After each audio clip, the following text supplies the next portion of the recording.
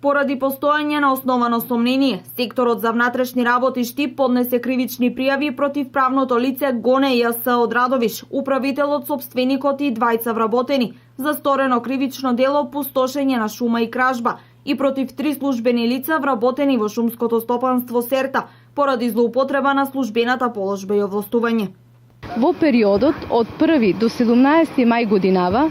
пријавените во местото викано Макриман, атар на село Сувогрло, Штипско, собственост на Република Македонија, засадена со тополови насади од страна на шумското стопанство Серта Штип, без наредба на надлежен орган, извршиле сеча на 49 тополови стебла со вкупна дрвна маса од 151,22 метри кубни, со што предизвикале штета на шумското стопанство Серта Штип,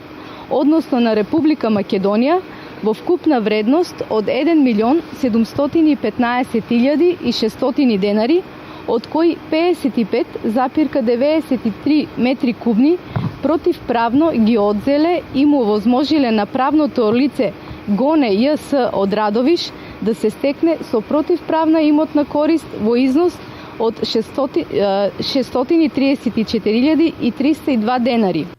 Имено службените лица вработени во јавното предпријатие Македонски шуми се здобија со кривична пријава бидејќи несовесно постапиле во вршење на своите овластувања и должности. Тие, иако ги затекнале сега пријавените како без наредба на надлежен орган, вршат сеча на тополовите стебла и дел од исечените тополови стебла ги товарат во моторно возило. Сепак не преселе никакви мерки за идентификување, туку заминале од лице место, со што им овозможиле на сега пријавените со натоварените тополови стебла и товарното моторно возило да побегнат од лице место и на тој начин да се стекнат со противправна имотна корист.